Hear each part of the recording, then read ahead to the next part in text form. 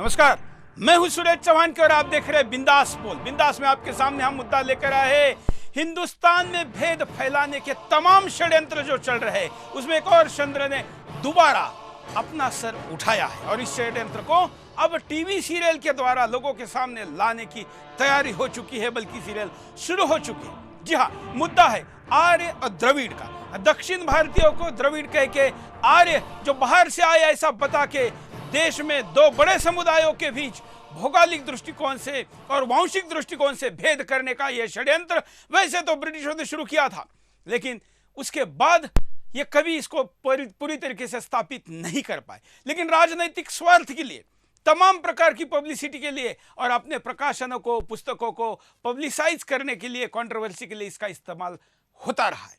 अब ये पीढ़ी भले ही इसके दुख दर्द को और अतीत को नहीं जानती हो, लेकिन उनको फिर से जगाने, उनमें भेद पाड़ने के लिए स्टार प्लस पर एक आरंभ नाम का सीरियल आ रहा है और यह सीरियल हिंदुस्तान में क्या दोबारा वही स्थिति निर्माण करेगा जो कभी आर्य और द्रविड़ के विवादों की स्थिति।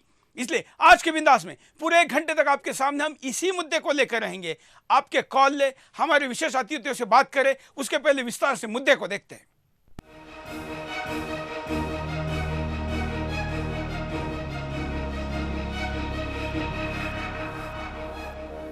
अंग्रेज भारतीय इतिहास को हर तरह से नेस्तनाबूद करना चाहते थे।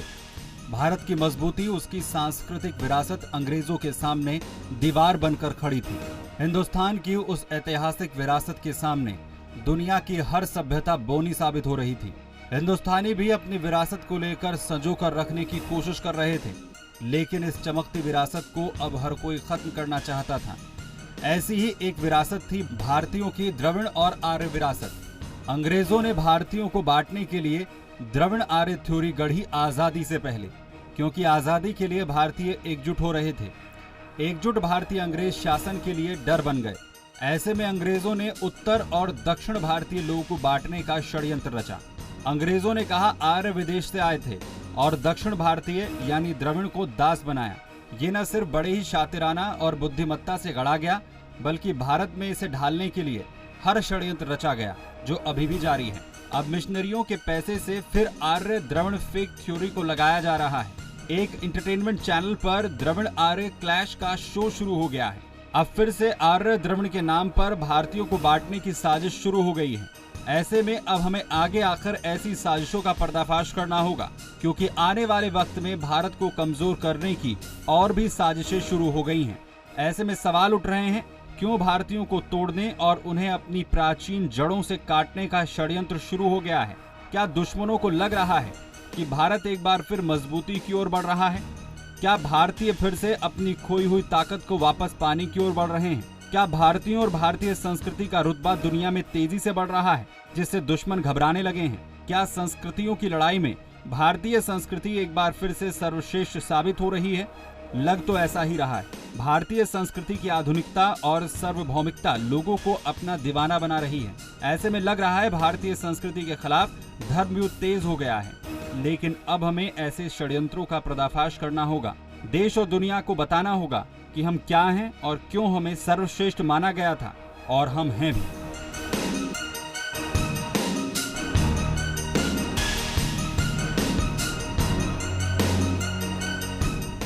अब हमारे साथ लेखक और इतिहासकार डॉक्टर भगवान सिंह जी जुड़े हैं। भगवान सिंह जी, आपका स्वागत है बिंदास बोल में। धन्यवाद। क्या कहेंगे, क्या दोबारा ये जो पिछली 1-2 पीढ़ियां है, ये आर्य द्रविड़ संघर्ष को भूल चुकी है? हिंदुस्तान में मोदी गवर्नमेंट आने के बाद जाति, भाषा, प्रांत और तमाम मार्गों से विभाजन करने, लोगों में फूट पाड़ने और राज करने का जो प्रयास विदेशी शक्तियों द्वारा हो रहा है, उसमें ये दोबारा द्रविड़ आर्य विवाद आया है, ऐसा आप मानते हैं? देखिए, एक लंबी कहानी है इसकी, और इसके पीछे मोदी विरोध उतना नहीं है जितना क्रिश्चियनिटी का जो हमारा वनांचल है उसके निवासियों को कन्वर्ट करने की योजना है। वे द्रविड़ और आर्य करके या आर्यों का आक्रमण दिखाकर ये बताना चाहते हैं कि तुम्हारे ऊपर सारा देश तुम्हारा था और तुमको उससे वंचित किया गया, और इसलिए ये तुम्हारे शत्रु हैं, और शत्रु हैं तो तुम हमारे साथ आ जाओ, हमारा धर्म कबूल कर लो, तुमको सारे फायदे हैं। तो ये एक वातावरण तैयार करने का है और वो करते रहेंगे। इसमें मोदी विरोध उतना नहीं है। ये इत्तेफाक है कि इसी समय ये शक्तियाँ, जब उनका फंड वगैरह बाहर से जो आता था उस पर रोक लगी है, तो उत्तेजित हो गए हैं, मेरा ख्याल है। लेकिन मतलब जैसे कन्वर्जन करने के लिए इसको क्रिश्चियन मिशनरी एक षड्यंत्र के रूप में लाया जा रहा है, लेकिन देश में विभाजन करने के इस वक्त तमाम जो हथकंडे अपनाए जा रहे हैं उसमें भी इसका उपयोग होगा ही। ये होगा। देखिए, आर्य जो शब्द है वो किसी जाति का सूचक नहीं है, पहली बात तो ये समझ लीजिए। आर्य का मतलब होता है, और शुरू से सबको पता था, भारत के लोगों को भी, पश्चिम के अध्येताओं को भी पता था कि आर्य किसी जाति का नाम नहीं है। आर्य का मतलब होता है श्रेष्ठ। इसका प्रयोग होता था, जैसे आज श्रेष्ठ है और श्रेष्ठी के लिए जैसे हम श्रेष्ठ, सेठी वगैरह का प्रयोग करते हैं, उसी तरह से एक ज़माने में आर्य शब्द का प्रयोग होता था। इसका प्रयोग तो रामायण काल में भी हुआ है, बनियों के लिए होता था। फिर मैं बता रहा हूँ पूरा, आप समझ लें कि इसके साथ ही साथ किसी भी तरह का श्रेष्ठ व्यक्ति, श्रेष्ठ चीज़, प्रिय चीज़, इसके लिए होता था। जैसे आर्य सत्य, आर्या छंद, या आर्यपुत्र मनी सम्मानजन के लिए अपनी पत्नी पुरुष को कहती थी। आज भी उसी तरह का प्रयोग होता है। सजनवा या सजना मतलब होता है सज्जन, और वो पति के लिए विशेष रूप से प्रयोग होता है। इसी तरह से आर्यपुत्र का प्रयोग होता था, लेकिन कभी भी किसी जाति के लिए नहीं हुआ, बनियों के लिए हुआ है। श्रेष्ठी का बाद में भी प्रयोग होता रहा है, और ऋग्वेद के टाइम पर भी। और ये जिन जिन देशों में पहले अपनी बस्तियां बसाईं, जैसे अफगानिस्तान था, उसका नाम आर्याना था एक ज़माने में, वहाँ जा कर के उन्होंने बस्तियां बसाई थी, कायजुलकुम वगैरह में।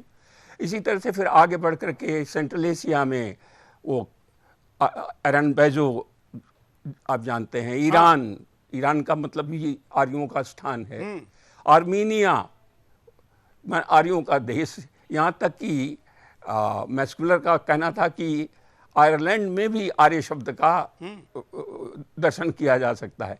तो ये जो श्रेष्ठ लोग, श्रेष्ठ होनी, जहाँ जहाँ इनकी अड्डे बने या उपकेंद्र बने, वहाँ वहाँ के क्षेत्रों के लिए, यानी बस्ती के लिए आर्य स्थान का प्रयोग हुआ, और वो फैल करके पूरे देश के लिए प्रचलित हो गया। बिल्कुल, मैं आपके पास दोबारा आऊंगा।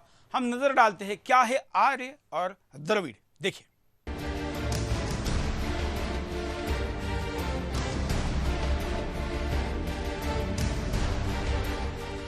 आर्य कौन है, द्रविड़ कौन है, आर्य कौन कहलाते हैं? वो कहते हैं आर्य भारत के निवासी नहीं थे। आर्यों ने तो भारत पर आक्रमण किया, द्रविड़ को दास बनाया इन्होंने। लेकिन सच्चाई बिल्कुल अलग है। आर्य भी भारतीय थे और द्रविड़ भी भारतीय हैं। ना तो आर्यों ने भारत पर आक्रमण किया और ना ही द्रविड़ दास थे। जी हाँ, देश में अभी भी गलत लिखे हुए इतिहास को पढ़ाया जा रहा है। दरअसल आर्य शब्द कोई जातिवाचक शब्द है ही नहीं। आर्य तो गुणवाचक शब्द है। ऋग्वेद के अनुसार आर्य वो कहलाते हैं जो भूमि पर सत्य, अहिंसा, पवित्रता और परोपकार आदि व्रतों को विशेष रूप से धारण करते हैं। आर्य शब्द री धातु से बना है, जिसका मतलब गति प्रापणयो है, यानी ज्ञान और गमन पाने और दिलाने वालों को आर्य कहते हैं। यानी आर्य वे हैं जो ज्ञान संपन्न हैं, जो सन्मार्ग की ओर सदा गति करने वाले पुरुषार्थी हैं और जो ईश्वर व परमानंद पाने की ओर अग्रसर होते हैं। आर्य शब्द का अर्थ होता है श्रेष्ठ यानी बलवान, ईश्वर का पुत्र, ईश्वर के ऐश्वर्य का स्वामी, उत्तम गुणयुक्त, सद्गुण परिपूर्ण माना जाता है। वेद, रामायण, महाभारत, गीता में आर्य शब्द को गुणवादी माना गया है। रामायण बालकांड में आर्य शब्द आया है। श्री राम के उत्तम गुणों के बारे में वाल्मीकि ने रामायण में नारद मुनि से कहा, आर्य सर्व समस्याम सोमवत प्रियदर्शनः, यानी श्री राम आर्य, धर्मात्मा, सदाचारी, सबको समान दृष्टि से देखने वाले और चंद्र की तरह प्रिय दर्शन वाले थे। किष्किंधा कांड में बाली का वध होने पर उनकी पत्नी बाली को आर्य पुत्र कहकर विलाप करती हैं। वहीं श्रीमद् भागवत गीता में आर्य शब्द 8 गुणों से युक्त व्यक्ति के लिए बोला गया है, जो ज्ञानी हो, सदा संतुष्ट रहने वाला हो, मन को वश में रखने वाला हो, सत्यवादी, जितेंद्रिय, दानी, दयालु और नम्र गुण वाला हो। लेकिन हमारे इतिहास लिखने वालों ने आर्य शब्द की परिभाषा ही बदल दी। वैदिक इंडेक्स के लेखकों ने वेदों की ही गलत व्याख्या कर दी। वैदिक इंडेक्स के लेखकों ने गलत संदर्भ के जरिए वेदों में आर्य और द्रविड़ युद्ध की परिकल्पना कर दी। वेदों में दासों के साथ युद्ध करने की बात तो मिली है, लेकिन ये मानवीय नहीं बल्कि प्राकृतिक युद्ध है, जैसे इंद्र और वृत्र का युद्ध है। इंद्र बिजली का नाम है, जबकि वत्र मेघ का नाम है। इन दोनों का परस्पर संघर्ष प्राकृतिक युद्ध जैसा है। यास्कराचार्य ने भी निरुक्त 2/16 में इंद्र वृत्र युद्ध को प्राकृतिक माना है। इसलिए वेदों में जिस भी स्थान पर आर्य दस्यु युद्ध की कल्पना की गई है, उन स्थानों को प्रकृति में होने वाली क्रियाओं को उपमा अलंकार से दर्शित किया गया है। उसके वास्तविक अर्थ को न समझकर जानबूझकर वेदों को बदनाम करने की कोशिश की गई है। आर्य द्रविड़ के विभाजन को सही साबित करने के लिए ऐसे षड्यंत्र वेदों के साथ भी रचे गए। सरस्वती नदी जो 2000 ईस्वी पूर्व सूख गई थी, उसके मिले अवशेषों की खोज ने भी ये सिद्ध कर दिया है कि सरस्वती घाटी की सभ्यता हजारों साल पहले एक ही विकसित सभ्यता थी। ऋग्वेद में सरस्वती नदी का बहुलता से गुणगान है, जो हिमालय से निकलकर अरब सागर में मिलती है। वास्तव में सिंधु और सरस्वती घाटी की सभ्यताएं इसके प्रमाण है कि हड़प्पा सभ्यता जो सिंधु से राजस्थान, हरियाणा और उत्तर प्रदेश, वो एक ही सभ्यता के अलग अलग रूप थे। अब सिंधु घाटी सभ्यता के प्रमाण केरल के एडक्कल और तमिलनाडु में भी मिले हैं। प्रसिद्ध इतिहासकार A.R. राघव वेरियर के अनुसार एडक्कल गुफाओं में मिला घड़ा सिंधु सभ्यता के अवशेषों से बिल्कुल मिलता जुलता है। सिंधु लिपि के इन चिन्हों के भारत के कई क्षेत्रों में मिलने से ये बात तो साबित हो गई कि प्रागैतिहासिक काल में यहाँ समान सभ्यताएं विकसित थीं। हर प्रमाण आर्य द्रविड़ विभाजन करने वालों का पर्दाफाश कर रहा है।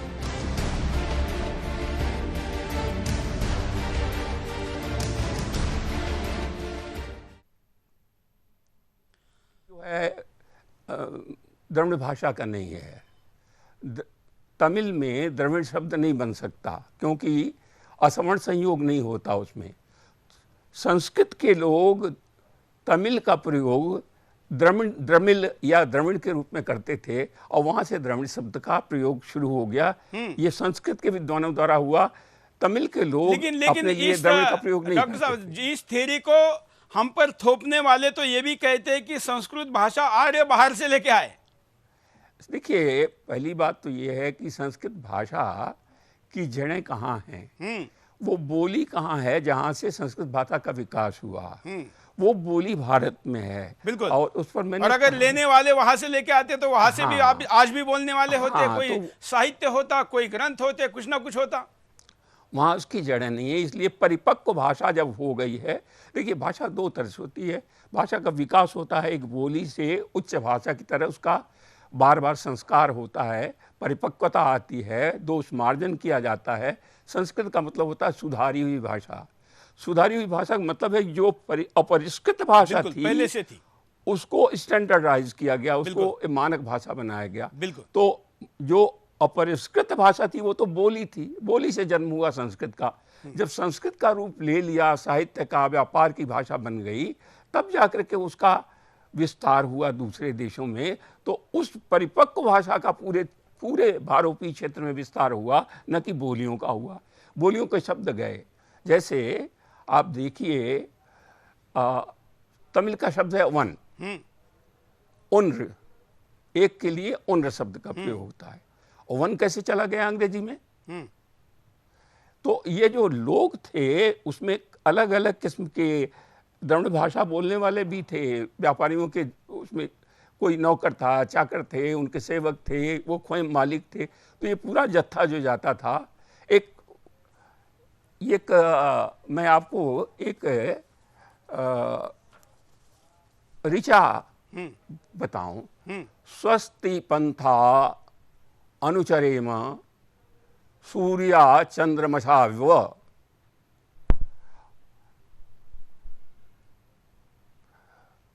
हम सूर्य और चंद्रमा जैसे अपने पथ पर चलते हैं, उसी तरह से कल्याण पूर्वक बिना किसी विघ्न बाधा के अपनी यात्रा पथ पर पहुंचे हैं। ये यात्रियों का वो है।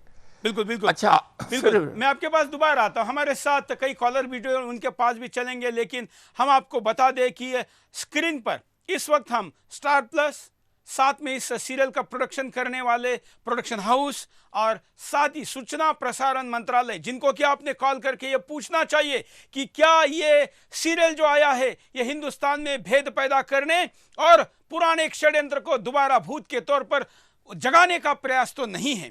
क्या यह हिंदुस्तान की संप्रभुता या की शांति भंग करने के लिए किया गया कोई षड्यंत्र तो नहीं है? आपके मन में जो सवाल है, यह सवाल का जवाब देना चैनल का, प्रोडक्शन हाउस का और इसकी आपके विचारों की रक्षा करने का काम और टीवी के द्वारा होने वाले षड्यंत्र को रोकने का काम सूचना और प्रसारण मंत्रालय का। इसलिए इन तीनों का कॉन्टैक्ट डिटेल, ईमेल आईडी हम आपके सामने चला रहे हैं। हम चाहते हैं कि आप लोग अपनी अभिव्यक्ति को यहाँ तक पहुँचाए, पूछे, जवाब मांगे और अगर ऐसा कुछ है तो निश्चित तौर पर इसको तुरंत बंद किया जाए। आज तक द्रविड़ आर्य इस शब्द का उच्चार जब भी किया गया, कोई मुद्दा उठाया गया तो निश्चित तौर पर वो भेद के लिए उठाया गया है।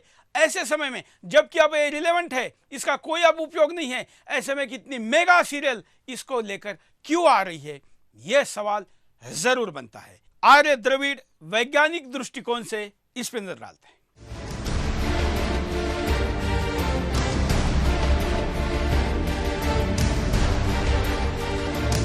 अब तो विज्ञान ने भी ये साबित कर दिया है कि द्रविड़ और आर्यों के पूर्वज एक ही थे, यानी उत्तर और दक्षिण भारतीय एक ही पूर्वजों की संतानें हैं। ऐसे में भारत के इतिहास से खिलवाड़ करने वालों का पर्दाफाश हो गया है, लेकिन अभी भी भारत के इतिहास को तोड़ मरोड़ कर पेश किया जा रहा है। अमेरिका और भारत के साझे आनुवंशिक अध्ययन ने इतिहास को नए सिरे से लिखने पर मजबूर कर दिया है। शोध से जुड़े centre for cellular and molecular biology यानी CCMB के पूर्व निदेशक लालजी सिंह कहते हैं इतिहास को दोबारा लिखने की जरूरत है। लालजी सिंह कहते हैं उत्तर और दक्षिण भारत के लोगों की जीनोम में कोई अंतर नहीं। हार्वर्ड यूनिवर्सिटी के वैज्ञानिकों ने अपने अध्ययन में पाया है कि भारत की प्राचीन जनसंख्या के जीनोम में कोई अंतर नहीं है, यानी उत्तर और दक्षिण भारत की प्राचीन जनसंख्या के जीन एक समान थे। वहीं CCMB के वरिष्ठ विश्लेषक कुमार समय थंगराजन ने कहा है कि आर्य और द्रविड़ सिद्धांत के पीछे कोई सच्चाई नहीं है। शोध में भारत के 13 राज्यों की 25 विभिन्न जाति समूहों से 132 लोगों के जीनोम में 5 लाख आनुवंशिक मार्करों का विश्लेषण किया गया। इन सभी लोगों को 6 अलग अलग भाषा परिवारों, ऊंची नीची जातियों और आदिवासी समूहों से लिया गया। इस शोध में CCMB, Harvard medical school of public health और MIT के शोधार्थियों ने भाग लिया। वहीं कैम्ब्रिज विश्वविद्यालय के प्रोफेसर ज्ञानेश्वर चौबे ने 12,000 भारतीयों पर 4 साल के अध्ययन में ये निष्कर्ष निकाला कि सभी प्राचीन भारतीयों के जीनोम एक समान हैं, चाहे वो किसी भी क्षेत्र के रहने वाले हों। प्रोफेसर ज्ञानेश्वर ने शोधों के आधार पर 6 अक्टूबर 2005 के BBC के कार्यक्रम में पहुंचकर आर्य द्रविड़ युद्ध की धज्जियां उड़ा दी। ये सिद्धांत न सिर्फ गलत था बल्कि भारत के समुदायों के बारे में भी गलत बताया गया, लेकिन भारत सरकार की आंखें अभी भी नहीं खुली।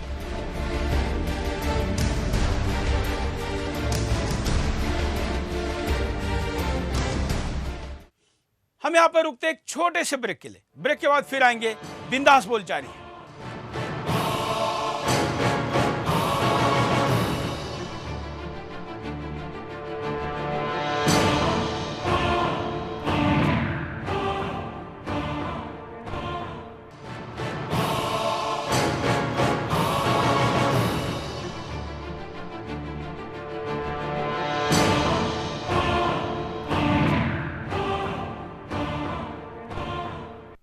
ब्रेक के बाद आपका एक बार फिर से स्वागत है।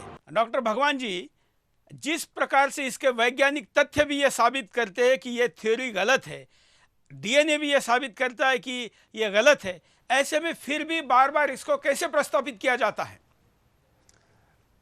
प्रस्तावित जब कुछ लोगों का निहित स्वार्थ रहा है ये दिखाने में कि प्राचीन भारत पिछड़ा हुआ था।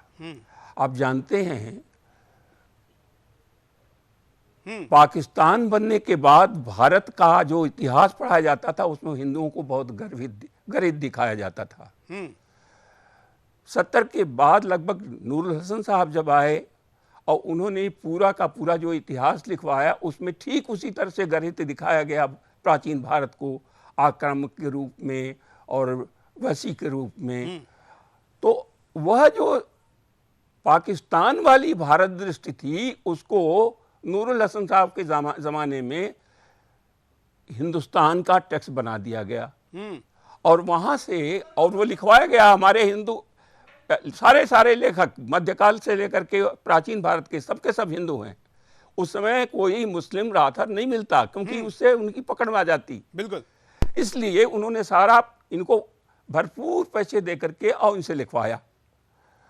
बिल्कुल, इतिहास हमेशा जो शासक होता है, राजा होता है, उसके प्रभाव में लिखा जाता है। और चाटुकारों ने लिखा हुआ इतिहास कभी भी शौर्य उसका नहीं दिखाता जो जनता है, जो आम व्यक्ति है, जो सत्य है, बल्कि आक्रमणकारियों ने लिखा हुआ इतिहास हमेशा आक्रमणकारियों का ही गुणगान करता है। क्यों और कैसे लिखा गया ये झूठा इतिहास, इस पर भी नजर डालते हैं। देखिए,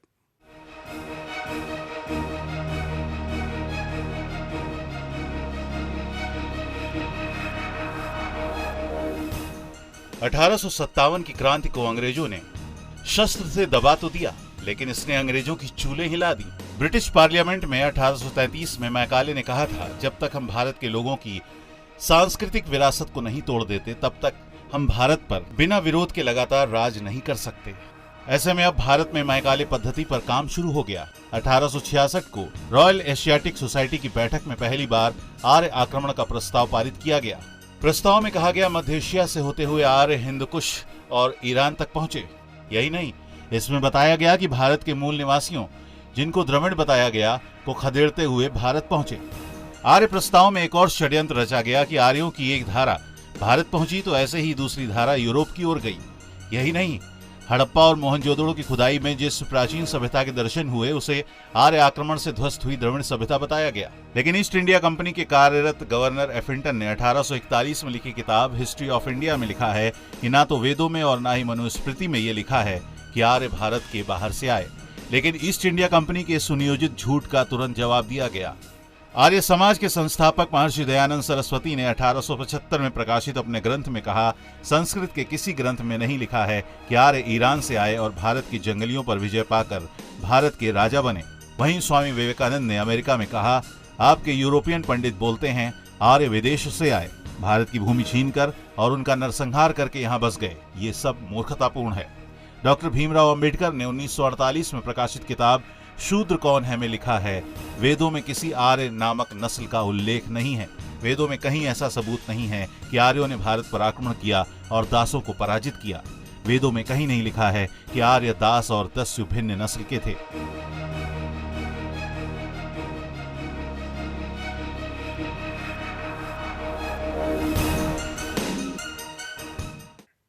हमारे साथ कई कॉलर जुड़ चुके हैं। हम कॉलर के पास चलते हैं। कॉलर के बाद हम भगवान दास जी के पास भी चलेंगे। जय हिंद, बोलिए। जय हिंद सर। सर मैं कशिश बोल रही हूँ। हाँ सर, मेरा कहना ये है कि ये जो षड्यंत्र है वो सब मिशनरियों के द्वारा किया गया है कि हमारे देश में आपसी मतभेद हो, इसलिए ये सब किया गया है। और आर्य और द्रविड़ तो भारत के ही निवासी हैं, कहीं और से नहीं आए थे। बिल्कुल, बल्कि ये दो अलग है ही नहीं। इसको जिस प्रकार से भेद करने के लिए प्रस्तापित किया गया, उसी पे हमारी आपत्ति है। और इस फेल हुई स्टोरी को, थ्योरी को, षड्यंत्र को अब दोबारा ऐसे टीवी चैनल के द्वारा जिसकी परिणामकारक व्यूअरशिप है, और ये पहली बात नहीं है, पहले भी और अभी भी इस वक्त दुनिया के सारे देशों में एंटरटेनमेंट के द्वारा, पुस्तकों के द्वारा, साहित्य के द्वारा, यहाँ तक कि छोटे मोटे SMS और व्हाट्सएप के द्वारा भी सांस्कृतिक आक्रमण होता है, बुद्धिभेद होता है, षड्यंत्र चलते हैं। और ये तो मेगा सीरियल है। इस मेगा सीरियल में अगर यही सब कुछ होना है तो हिंदुस्तान का नुकसान तय है। तो मैं दर्शकों से अपील करता हूं, अगर देश का नुकसान नहीं चाहते, धर्म का नुकसान नहीं चाहते, हमारी शांति को भंग होने देना नहीं चाहते, तो इसके खिलाफ बोलिए। स्क्रीन पर चल रहे इन तीनों नंबरों पर आप एक कॉल करके आपकी प्रतिक्रिया हमको जैसे दे रहे हैं, वैसे आगे 3 कॉल करिए सूचना प्रसारण मंत्रालय को, टीवी सीरियल के प्रोडक्शन को और इस सीरियल को चलाने वाले टीवी चैनल को भी। सारा डिटेल आपके सामने। अगले कॉलर के पास चलते हैं। जय हिंद। हेलो सर, मैं प्रिया बोल रही हूँ। सर, ये सारा षड्यंत्र अंग्रेजों द्वारा रचा गया है ताकि भारत कभी आजाद ही ना हो सके। विचारधाराओं में ही फंसा रहे, जाति, ऊंच नीच, इन सब में ही फंस के रह जाए, कभी आगे ही ना बढ़ सके। और आज तक ऐसा हो रहा है। बिल्कुल भगवान जी, हम आपके द्वारा दर्शकों को यह जानना चाहते हैं, क्या 1857 के उस स्वतंत्रता समर के बाद ब्रिटिशों ने जो चिंतन किया, उससे इसको बाहर निकाला गया है, या ये पहले से ही ब्रिटिशों ने इसको प्लान करके लाया? देखिए, जिस दिन से पश्चिम को ये पता चला कि भारत में एक बहुत परिष्कृत भाषा है और उस भाषा से ही यूरोप की सारी भाषाओं का संबंध है। इसके साथ ही साथ जब संस्कृत साहित्य से उनका परिचय हुआ, विशेषतः मेघदूत से, शकुंतला से, उपनिषदों से, तो उससे पश्चिम में एक भारत की लहर दौड़ पड़ी। शोपेनहावर, गेटे, तमाम सारे विद्वान, जो रोमांटिसिज्म का पूरा दौर, और वह दौर आज तक चलता रहा है, जो ये अस्तित्ववाद है, उसमें भी उसकी छाया रही है। जैसे थिंग इन इटसेल्फ और थिंग फॉर इटसेल्फ वगैरह की जो कल्पनाएं हैं, वो वास्तविकता क्या है, सत्य क्या है और आभास क्या है, ब्रह्म क्या है, माया क्या है, इससे जुड़े हुए सवाल हैं, उनका विकास हुआ है। तो ये बहुत गहराई तक पश्चिमी थिंकिंग को उसने प्रभावित किया, लेकिन इससे उनमें एक इन्फीरियरिटी कॉम्प्लेक्स आई, बिल्कुल हीनता भावना आई। तो उसको रिएक्ट करने के लिए 3 तरह की प्रतिक्रियाएं हुई। एक तो विलियम जो जेम्स मिल ने, जो कि मिशनरी पहले पढ़ना चाहते थे, बाद में जाकर के एथिस्ट हो गए, उन्होंने एक इतिहास लिखा जिसमें ये दिखाने की कोशिश की कि जो विलियम जोन्स इत्यादि ने भारत की संस्कृति की जो श्रेष्ठता का बखान किया है, वो सारा गलत है, और वो गर्हित सभ्यता थी, पिछड़ी हुई सभ्यता थी। श्रेष्ठता सभ्यता का जन्म जो है पश्चिम में हुआ। विलियम मिल ने एक दावा ही किया था कि all theories from the waste.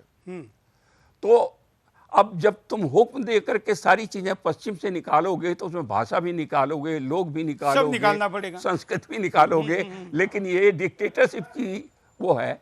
अच्छा, उसी तरह से उनके गुरु थे एक स्टुअर्ट डुगलस, वो ग्लासगो यूनिवर्सिटी में प्रोफेसर थे, उनसे दुनिया भर के लोग पढ़ने आते थे, बड़े बड़े फिलासफर थे वो। लेकिन उन्होंने कहा कि भाई संस्कृत और ग्रीक दोनों इतनी मिलती जुलती हैं, जो हमने समझा है अभी तक, कि ये किसी तीसरी भाषा की औलाद नहीं हो सकती। या तो संस्कृत ग्रीक की औलाद है, या ग्रीक संस्कृत की औलाद है। संस्कृत वाले यूरोप में आए नहीं, और ग्रीक यानी अलेक्जेंडर के ज़माने में गए, तो हिंदुस्तान के धूर्त ब्राह्मणों ने उसको, ग्रीक को आधार बना करके संस्कृत भाषा की रचना कर दी। तो इस हद तक प्रचार करते रहे, भीतर से बहुत आहत थे कि ये सुपीरियरिटी जो इंडियन कल्चर की वहाँ साबित हो रही, भारत की संस्कृति का, उससे भीतर से आहत थे, छटपटाहट थी।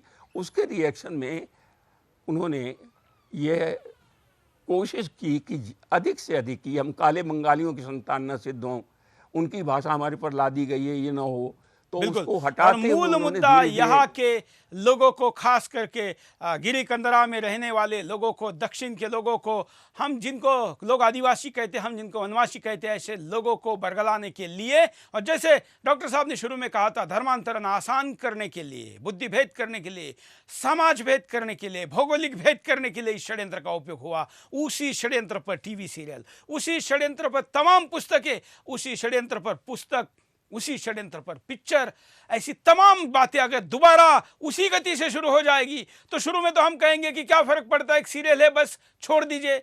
लेकिन ये थियोरी जब दिमाग में जाके बैठ जाती है, तो समाज को भेदने के लिए पर्याप्त काम करती है। ऐसा काम भले ही हिंदुस्तान में यशस्वी तरीके से वो कर ना पाए हो, लेकिन दुनिया के कई देशों में फिल्मों के द्वारा, सीरियलों के द्वारा, पुस्तकों, साहित्यों के द्वारा भी हुआ है। और इसलिए इस षड्यंत्र का विरोध करना जरूरी। कई कॉलर हमारे साथ जुड़े, उनके पास भी चलेंगे, लेकिन 10 सवाल चला रहे हैं। आइए नजर डालते हैं इस थ्योरी पर, जो बिंदास के 10 सवाल है उस पर। क्या आर्यों ने कभी भारत पर आक्रमण किया था? द्रविड़ आर्यों के बीच भारत को बांटने वाले कौन हैं? क्या हमारे इतिहास के खिलाफ आज भी षड्यंत्र हो रहे हैं? द्रविड़ आर्यों का जीनोम एक समान क्यों है? अंग्रेजों ने क्यों किया भारत के इतिहास से खिलवाड़? अंग्रेज भारत को सांस्कृतिक गुलाम क्यों बनाना चाहते थे? क्या इतिहास का पुनर्लेखन होना चाहिए? भारतीय प्राचीन सभ्यताओं को क्यों कमजोर दिखाया गया? आजादी के बाद की भारत सरकारों ने गलत इतिहास क्यों नहीं बदला? भारत के कुछ इतिहासकार गलत इतिहास क्यों पढ़ा रहे हैं? इस थ्योरी को प्रस्तावित करने वाले, इस पर लेख लिखने वाले, पुस्तकें लिख चुके और भाषण देने वाले तमाम लोगों को जो दिल्ली एनसीआर में रहते हैं, हमने आज के शो में गेस्ट के तौर पर इनवाइट किया था। लेकिन उनको पता है कि सुदर्शन पे एक कार्यक्रम हो रहा है और यहाँ का रिसर्च, इनकी कमिटमेंट और जो बात सुदर्शन करता है उस पर उनका झूठ नहीं टिक सकता। इसलिए एक भी लेफ्टिस्ट या आर्य द्रविड़ इस विवाद को हमेशा आग लगाने वाले, कोई आग लावे विचारक हमारे शो में नहीं आए। मैं अभी भी उनको आह्वान करता हूं कि अगर आप आने को तैयार हैं या कोई भी हिंदुस्तान में आर्य द्रविड़ इस पर बात करना चाहता है तो हम दोबारा बिंदास बोल करेंगे, आपके सामने घंटों का शो करेंगे। आप चाहेंगे तब तक बात करेंगे, लेकिन इस थ्योरी को हम नकार के दिखाएंगे। यह सब कुछ क्यों किया जाता है, इसके कारणों पर नजर डालते हैं। देखिए कारण। भारत की सांस्कृतिक एकता से डरे विरोधी। भारत की सांस्कृतिक एकता भारतीयों को एक साथ बांधे रखती है। ऐसे में भारत को तोड़ने के सपने देखने वाले सांस्कृतिक एकता से घबराए हुए हैं। अब भारत की सांस्कृतिक एकता को ही तोड़ना भारत को तोड़ने का एकमात्र उपाय है। आर्य द्रविड़ थ्योरी को फिर जीवित करने की कोशिश। अंग्रेजों ने भारत को तोड़ने के लिए द्रविड़ आर्य थ्योरी को तैयार किया, क्योंकि वो चाहते थे कि किसी भी तरह से भारत की एकता को खत्म किया जाए। अगर भारत की एकता खत्म हो गई तो फिर हम भारत पर सदियों तक राज कर सकते हैं। सीरियल बनाने में मिशनरियों का पैसा लगता है। आज ऐसे सीरियल तैयार किए जा रहे हैं जो भारतीयों को अलग अलग दिखा सकें। इससे भारतीय एकजुट नहीं हो पाएंगे और भारत में अप्रत्यक्ष रूप से शासन करते रहेंगे। भारत को पंथों, जातियों और धर्मों में बांटने की साजिश। जब भारतीय द्रविड़ और आर्य के नाम पर नहीं बटे तो भारतीयों को अलग अलग पंथों में बांटने की कोशिश होने लगी। ऐसे में लोग भी धर्म और जाति के आधार पर लड़ने लगे। भारतीय सभ्यताओं को नीचा दिखाने की कोशिश। भारतीय प्राचीन सभ्यताएं सबसे आधुनिक थीं। इन आधुनिक सभ्यताओं से ही दुनिया में आधुनिकता की हवा चली। ऐसे में कुछ लोगों को लगा कि भारतीय कैसे श्रेष्ठ हो सकते हैं। भारतीय सभ्यताओं को नीचा दिखाने के लिए कई तरह के प्रयास अभी भी जारी हैं। कारणों के साथ साथ अभी तक हमने परिणामों पर भी बात करना अभी शुरू करते हैं, इसलिए परिणाम भी देखते हैं कि क्या परिणाम हो सकते हैं। देखिए, झूठी द्रविड़ आर्य थ्योरी को फिर से आगे बढ़ाया जाता रहेगा। जो झूठी द्रविड़ आर्य थ्योरी तैयार की गई उसे फिर से आगे बढ़ाने की साजिश होने लगी है। पैसे के दम पर फिर से इस थ्योरी को लाने की कोशिश हो रही है। देश के इतिहास से छेड़छाड़ होती रहेगी। वैसे तो हमारा काफी इतिहास ही गलत लिखा हुआ है, क्योंकि इसे लिखने वाले अंग्रेज थे। तो ऐसे में अंग्रेजों के षड्यंत्र कैसे कम होने वाले हैं? हमें आगे आकर इतिहास के गलत अध्यायों को हटाना होगा। भारत का असली इतिहास सामने नहीं आ पाएगा। भारत का असली इतिहास बेहद प्रभावशाली रहा है। कई इतिहासकारों का तो मानना ही है, कई इतिहासकारों का तो मानना ही यही है, कई इतिहासकारों का तो मानना ही ये है कि इतिहास की शुरुआत ही भारत से होती है। लेकिन भारत को तोड़ने वाले हमेशा इस इतिहास को खत्म करना चाहते थे। युवाओं को सही इतिहास की जानकारी नहीं मिल पाएगी। युवाओं को अंग्रेजों के लिखे इतिहास को पढ़ाया जा रहा है। आज भी हमें कुछ लोग सांप सपेरे वाला देश ही बताते हैं, क्योंकि हमें दुनिया के सामने ऐसे ही पेश किया गया था अभी कुछ दिन पहले तक। लेकिन अब समय आ गया है जब हमें अपने बच्चों और नौजवानों को सही इतिहास पढ़ाना होगा। भगवान जी, इस सारे थ्योरी के परिणाम आप क्या देखते हैं? देखिए, ये मामला सुलझा हुआ है। आज दुनिया का कोई भी आदमी नहीं मानता, स्कॉलर जो कहा जा सकता है, कोई भी नहीं मानता कि भारत पर आर्यों का या किसी का आक्रमण हुआ था। आज सभी मानते हैं कि हड़प्पा सभ्यता का संबंध भारत उसी भाषा से है, संस्कृत से, जिसमें वेद लिखा गया था। जो दुनिया के पहले, अभी 20 साल पहले जिनकी थिंकिंग थी कि आर्यों का आक्रमण हुआ, आर्य इसकी पहचान ये आर्कियोलॉजी में हो रही है, उन सभी लोगों ने अपने विचार बदल दिए और सभी मानते हैं कि आर्य आक्रमण जैसी थीसिस गलत है। अब उसको नए सिरे से उठाना इसलिए क्योंकि उनका जो मकसद है वो केवल विभाजन से ही पूरा हो सकता है। बिल्कुल। अरे विभाजन करने के कितना लिए सी इस विचार चीजें को होते हैं। बार बार लोगों के सामने लाना जाना जरूरी है, और इसी का ये परिणाम है कि एक मेगा टीवी सीरियल लेकर आ रहे हैं। मैं फिर कहता हूं, स्क्रीन पर चल रहे उन लोगों के नंबरों को मंत्रालय को भी आप संपर्क करें। अब हम आपको विस्तार से बताते हैं, जो भगवान जी ने भी कहा, मैंने भी कहा, कॉलर भी कह रहे हैं, वीडियो में भी आ रहा है, आखिर ब्रिटिशों ने इस थ्योरी को क्यों लाया। देखिए।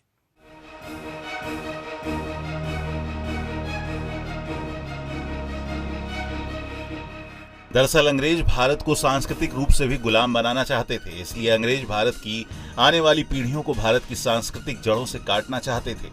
ऐसे में अंग्रेजों ने इतिहास में लिखा, आर्य आक्रमण के अनुसार भारत का कोई सांस्कृतिक इतिहास है ही नहीं। भारत में सभी संस्कृतियों को विदेशी आक्रमणकारी ही लेकर आए। अंग्रेजों के अनुसार भारत सांस्कृतिक देश न होकर विदेशी संस्कृतियों का समूह है, न कि देश।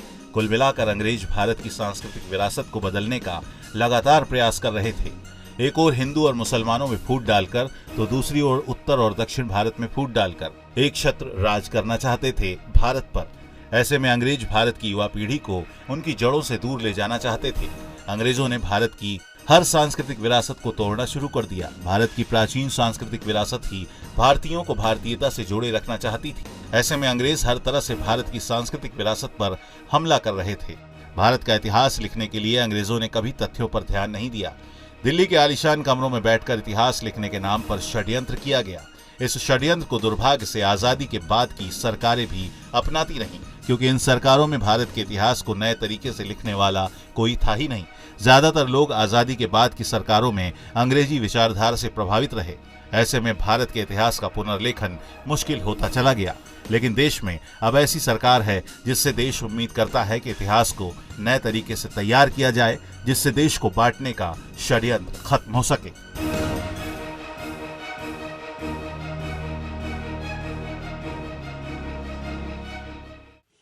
हम यहाँ पर रुकते एक छोटे से ब्रेक के लिए। ब्रेक के बाद फिर आएंगे, बिंदास बोल जारी है।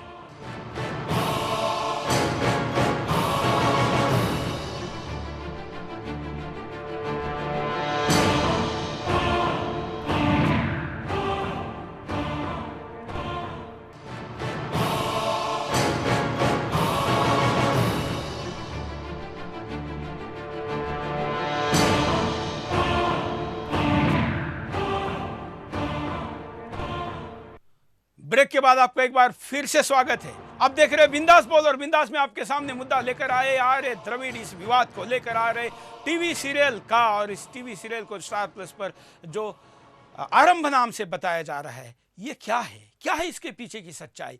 क्या है ये पूरा विवाद? आखिर क्या मंशा है इस सीरियल को लाने के पीछे की? इस पर सवाल उठाते हुए हम जवाब चाह रहे हैं उन लोगों से जिन्होंने इसको लाने का काम किया है, लेकिन उनके तरफ से कोई जवाब नहीं मिला। इसलिए हम शो कर रहे हैं। अगर वो आने को तैयार है तो हम उनके साथ दोबारा शो करने के लिए भी तैयार है। कॉलर हमारे साथ जुड़े हैं, आप भी कॉल कर सकते हैं, अपनी बात को रख सकते हैं। जय हिंद, बोलिए। देखिए सुरेश जी, आपने ये मुद्दा उठाया है, ये जो कोई मीडिया नहीं उठा सकता। बिल्कुल। और ये ऐसा है, और अपने सबसे बड़ा है कि एक ऐसे व्यक्ति को बिठाया है अपने साथ में जिन्होंने पूरे इतिहास को आर्य द्रविड़ के बदल दिया, और देश में ही नहीं विदेश में भी। तो ऐसे लोग जब आपके साथ आते हैं तो इससे पता चलता है कि आप वाकई भारतीय संस्कृति को बचाने के लिए बहुत अच्छे काम कर रहे हैं। बिल्कुल, धन्यवाद। ये षड्यंत्र केवल आजादी के पहले नहीं हुआ, ये 1857 के उस आजादी के आंदोलन के बाद प्रखर तौर पर तो किया गया ही, हेवी बजट के साथ किया गया ही, बड़े बड़े साहित्यकारों विद्वानों को खरीद कर लिखा गया ही। लेकिन आजादी के बाद भी इस षड्यंत्र को बार बार आपके सामने लाया गया। कैसे, कब, देखिए।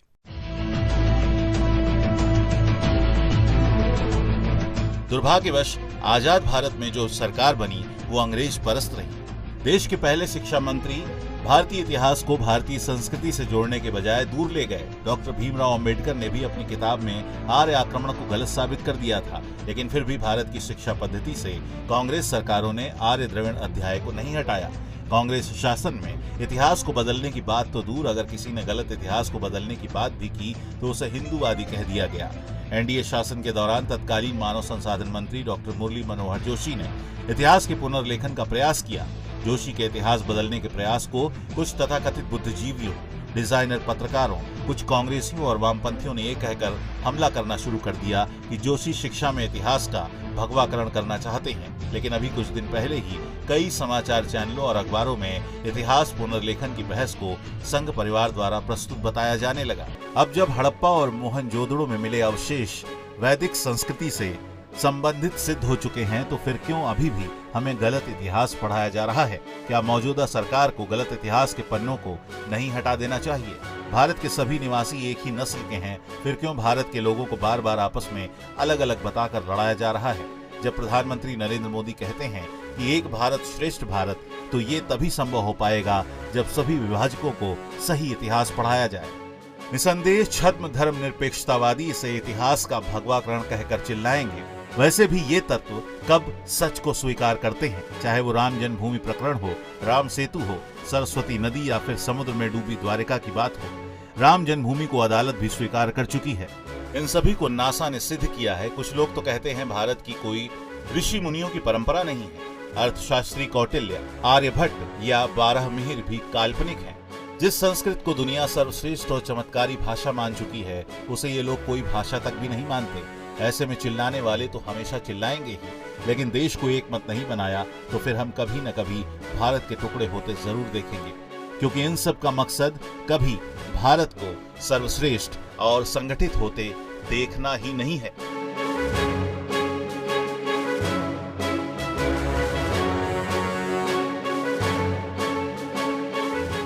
बिंदास बोल में भगवान जी के साथ हम दैत्यों के षड्यंत्र को नेस्तनाबूद करने के लिए आज के कार्यक्रम में चर्चा कर रहे और आपके सामने तमाम सारे तथ्य रख रहे, जो तथ्य ये बताते हैं कि द्रविड़ और आर्य इस विवाद को कैसे आपके सामने रखा। भगवान जी के पास चलते। भगवान जी, क्या प्रमुख उपाय होने चाहिए इस षड्यंत्र पर कि एक ऐसा इस पर आघात किया जाए, वार किया जाए कि अब ये दोबारा कभी भी ये षड्यंत्र सामने आने का प्रयास न हो? उपाय? विद्वान आघात नहीं किया करते। मैं विद्वानों का ही आघात कह रहा हूँ। व्याख्या करते हैं और व्याख्या ही अपने आप में पूरे अंधकार को दूर कर देती है। बिल्कुल। मैं अकेला व्यक्ति था और सारे लोग संस्थाओं पर टिके हुए थे, बैठे हुए थे, सारी संस्थाओं पर उनका कब्जा था, सारे विश्वविद्यालयों पर कब्जा था। और जब यह पुस्तक आई तो उसके बाद पूरा का पूरा माहौल बदल गया एक पुस्तक से। बिल्कुल। और जबकि वह इतिहासकार भी नहीं था। के पात्र है हिंदुस्तान, तो आपके इस उपकार को निश्चित तौर पर याद रखें। सच्चाई को सामने लाना झूठ का सबसे बड़ा जवाब है, चाहे उसके साथ पूरी अक्षौड़ी लगी रहे, सारी ताकत लगा दी जाए। इसलिए अगर लोगों को स्वयं अध्ययन करना होगा इस सच्चाई को जानने के लिए। देखिए, एक छोटा सा उदाहरण मैं आपको दूं कि एक शब्द है जो द्रविड़ में चलता है और फिर वही उत्तर भारत में चलता है, लेकिन अर्थ बदल जाता है, फिर यहाँ से वहाँ जाता है। जैसे लीजिए आप तन्नीर, आपने सुना होगा, तन्नी पानी के लिए आता है। हाँ। तन और नीर उसमें है। तन मानी होता है तन, तन माने पानी, और तड़ाग मतलब क्या होता है? तड़ाग में भी वही शब्द पड़ा हुआ है, तन वाला, और जल भंडार। और फिर वहाँ से नीर और नीला, नीट, अंग्रेजी में भी नीट शब्द मिलेगा आपको। तो ये शब्द जो हैं एक जगह से जैसे चलता है, ये चलने के लिए तमिल में है पो, जाने के लिए पो, आने के लिए वा, इंगे वा अंगे पो। लेकिन पो जो पवन में क्या है? पवन चलता है। वाक में, अंग्रेजी के वाक में, वायु में, वारी में, ये क्या शब्द है? ये चलता है, प्रवाहित होता है। तो शब्द जब बांट के देखेंगे तो लगेगा कि वो द्रविड़ियन का है। बिल्कुल। हम इस पे एक अलग से कार्यक्रम ही करेंगे जो संस्कृत से निकली हुई तमाम भाषाओं की बात करें। भगवान जी, आज के कार्यक्रम में क्या सरकार को, वैसे तो हम हमेशा ही आह्वान करते हैं, लेकिन हमारे साथ क्या ये आह्वान किया जा सकता है कि इतिहास का पुनर्लेखन होना चाहिए? इतिहास का पुनर्अध्ययन होना चाहिए, लेखन की जल्दी नहीं होनी चाहिए।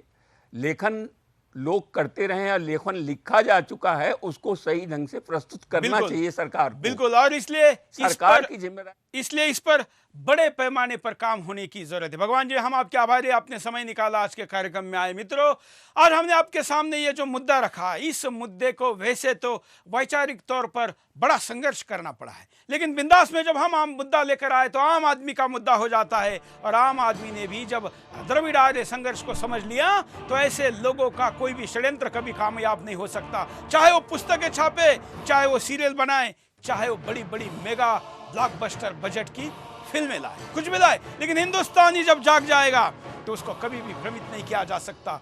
हिंदुस्तानी अपने फौलादी इरादों के लिए जाने जाते हैं, इसलिए ही उनको जब हराया नहीं जा सकता तो उनको वैचारिक भेद के द्वारा भ्रमित करने का कार्य तमाम षड्यंत्रधारी शक्तियों के द्वारा हुआ है। उसी का एक द्रविड़ आर्य संघर्ष का षड्यंत्र है। आज हमने आपके सामने इस मुद्दे को रखा। हम चाहते हैं कि इस मुद्दे पर और भी चर्चा हो, बातें हो, विद्वानों की प्रतिक्रिया जाने, और उसके बाद हम आगे बढ़े और इस मुद्दे को पूरी तरीके से समझें। कार्यक्रम के आखिर में मैं दोबारा आह्वान करता हूं कि इस टीवी चैनल को, सीरियल बनाने वाले प्रोडक्शन हाउस को और भारत सरकार के प्रसारण मंत्रालय को आप सवाल जवाब जरूर करें। आज के लिए इतना ही। जय हिंद।